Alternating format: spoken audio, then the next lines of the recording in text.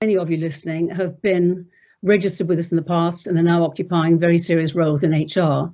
And I guess my talk this morning is, I've been up a long while, is really to be supportive to everyone in HR, because I think it's one of the most difficult jobs in the world to do well. You're always called in with a problem. If everything's going fine, you're a bit redundant. And the problems that you have to deal with, although they're normally seated very heavily on the legal side of life, always have an emotional aspect, because you also need to have a relationship with the people that you're looking after. And you can never be anyone's one friend. You have to be everyone's friend. And that has a certain emotional cost that goes with it. So I think it's a really difficult job to do. And in the past, when it was called personnel, I think its reputation was pretty rock bottom. And so you very cleverly rebranded yourselves into human resources. And then when people didn't like that very much, it turned into human remains, but probably not all of you knew that was what you were being called.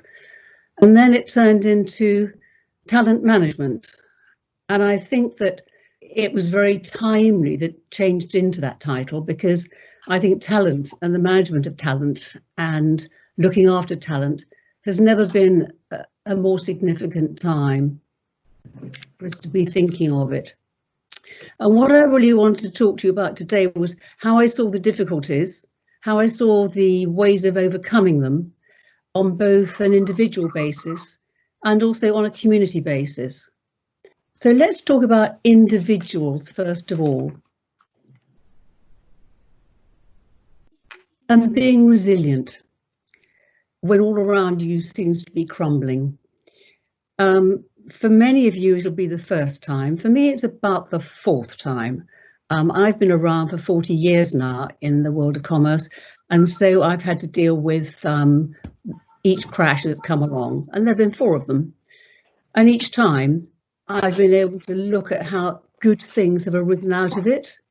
So returning to your own personal protection in order to be resilient, I think we're looking at how you can ensure that you stay fit and healthy. And there are a few tips there which I can share with you, and I will do in a moment.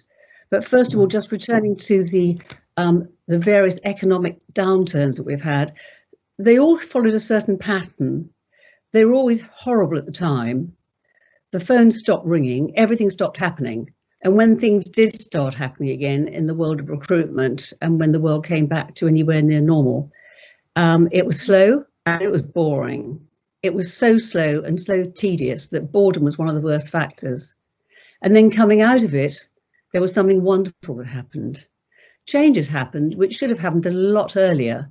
And if it hadn't been for the disruption of the downturns, they would have happened earlier. So these are the first things that I noticed. First of all, in the world of the PA and administrator, the middle ranking, largely men who had been employed out of the Army and the Navy and the Air Force to take command over them, lost their very, very highly paid jobs. And the administrative staff were left to look after the world by themselves.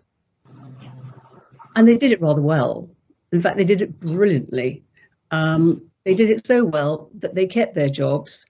The titles were slightly adjusted from PA to administrative executive. And they went on running the show just as it had been being run before, but without the additional overhead of middle management. And I think with each economic downturn, there's been this improvement in the efficiency of organisations by putting incredibly well-organised women in a situation where they are mainly women, a few men, 98% female, into a situation where they're managing stuff. And that's just been a wonderful thing for them, because they've been able to develop their own abilities. It's been a wonderful thing for their organisations, because they've saved money and stuff has been happening. So that's been the trend of things.